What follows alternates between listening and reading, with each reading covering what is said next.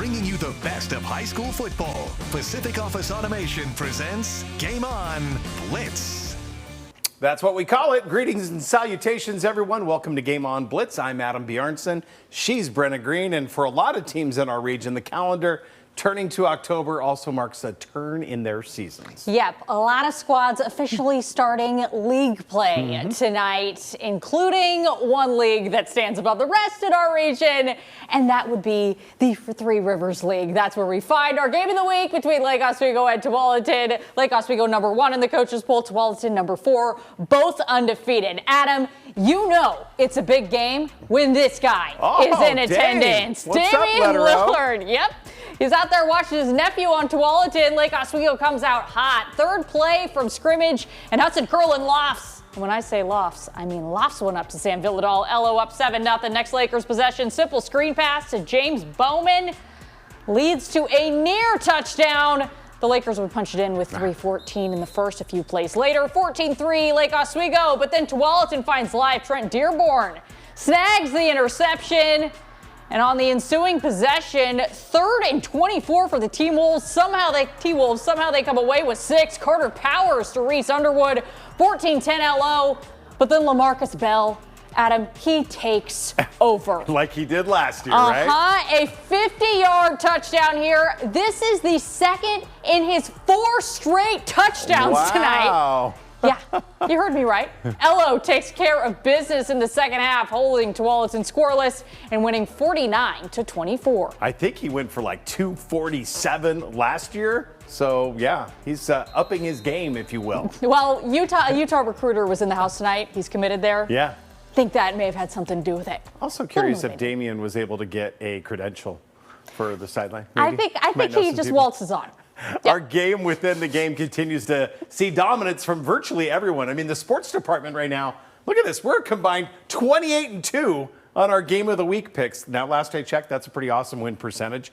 Nobody, though, better than the quartet of women. They are perfect through 5 weeks. I keep asking myself, will this continue, Brenna? And well, yes, it will. Yes, it will. Yes, it will. And it has. Great job, ladies. Okay. Hey, let's scoot out to Hillsboro now. Sherwood and Glencoe duking it out. The Bowmen, they were ranked to start the season, and the Tide came in an impressive 4-0. Sherwood's Jones Dickover, nice run right there to the 5. But then the Tide's defense coming up with massive plays, one after another. Jaden Wallace gets lit up before hitting the goal line. Then Isaac Reynoso, watch him. He just snuffed out that route, but Jack Wilson feeling the same. Bruno Soldani right there to greet him rudely. What a way to describe it. Yeah, but fool me once, fool me even twice. Sherwood not going to be denied on 4th down. A little trickery. Wilson scoring at a premium on this night. The Bowmen said the Tide rolling. Sherwood locks up the hard-fought 12-10 game out there at Hillsboro Stadium. All right, we head to the PIL now. 4-0 Lincoln trying to remain perfect on this season as they hosted Roosevelt. Now the Cardinals, Grayson Murph, a workhorse on this night. No score in the second. And look at all the white jerseys here, Brenna, that are going to try to get Murph to the ground. But he just continues to move that pile, keeping those legs high before finally going down to the turf. 3 plays later, the scoreboard operator finally got a little action. Finn Davies to a wide open Blake Timothy. Lincoln goes on top 7-0. Now, both these teams had a devil of a time moving the ball in the first half. Hi, Abe's. Numerous penalties by both teams, but the highlight of the night turned out to be the second score. Davies and Murph, sounds like a law firm, right?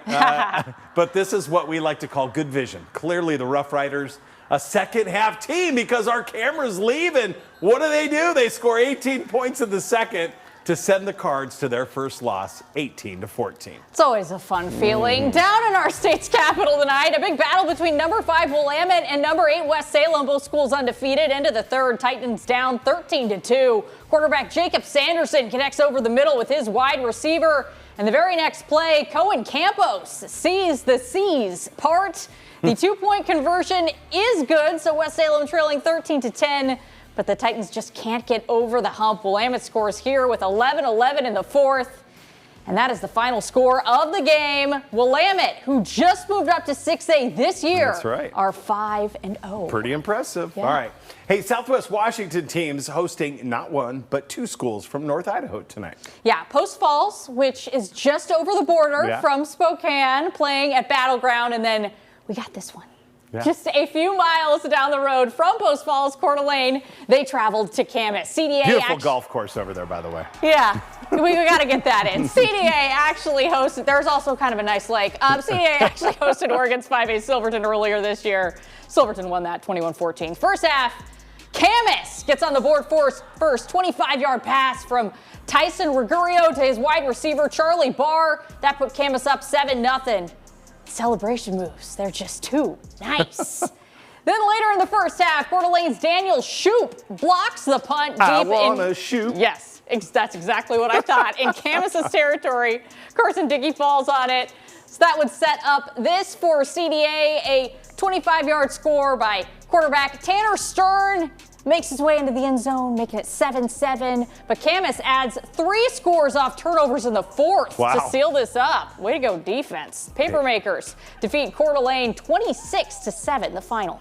All right, now to Post Falls at Battleground, looking like Halloween came early because each of these squads sporting the orange and black BG and the all-black jerseys and running into issues with the Trojans' Brandon Felix. They're diminutive scat backs, not tall in stature, but he sure plays big.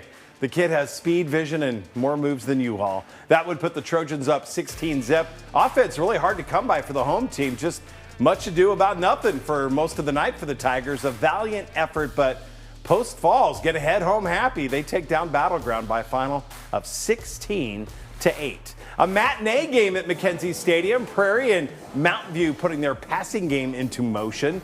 Falcons flying high early, and I love me a tight spiral. Watch this one. Ooh. Oh, it's like NFL films. Devin Veig gives it to us here, and that's Alex Blakesley on the receiving end. I think he's pretty fired up. Puts Prairie up 14-0. More from the Falcons now, and that means more of that air raid offense from Veig, who makes a connection to Tommy Vick. They just sound like footballers, football names. 24 yards out. Falcons were cruising 21-love. Prairie also had a pair of pick sixes thanks to their defense, but the Herd were not going to go quietly. They eventually made a little bit of noise on this Sean Schaff touchdown pass, but it wasn't much of a game at all because Prairie rolls 56-9.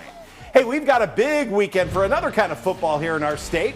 Timbers take on the Sounders, the Thorns honoring Sink, and the Portland Pilots men's soccer team is #1 in the country. We'll break it all down after the break, but first, here are some more scores from around the region.